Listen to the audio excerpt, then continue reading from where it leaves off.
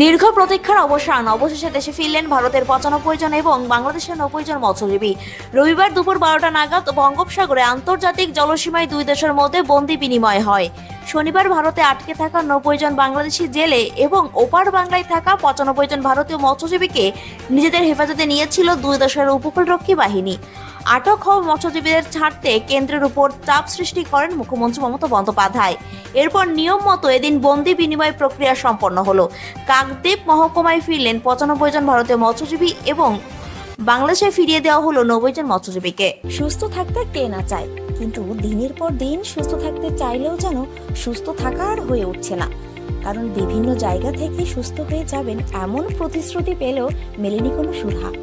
আপনি ভাবছেন কোথায় যাবেন, কিভাবে সুস্থ থাকবেন, এমন নানা প্রশ্নের সম্মুখীন হচ্ছেন। কিন্তু ভাবুন তো, এমন কোনো ডাক্তারবাবুর সন্ধান যদি আমরা দিই আপনাকে, যেখানে গেলে আপনি ম্যাজিকের মতো সুস্থ হয়ে যাবেন, কেমন হবে? হ্যাঁ, আপনি ঠিকই শুনেছেন, চিন্তার কোনো কারণ নেই, সেই সন্ধান দেব আমরা আপনাকে। কথায় আছে ডাক্তার হলো ভগবান, তবে সেই ভগবানের সন্ধান কজন পায়? আজ আমরা এমন একজন ডাক্তারবাবুর অর্থাৎ ডক্টর সন্তুদের সঙ্গে পরিচয় করিয়ে দেব, যেখানে রোগী ম্যাজিকের মতো সুস্থ হয়ে যান। এটা কোনো গল্প নয়, এটাই বাস্তব।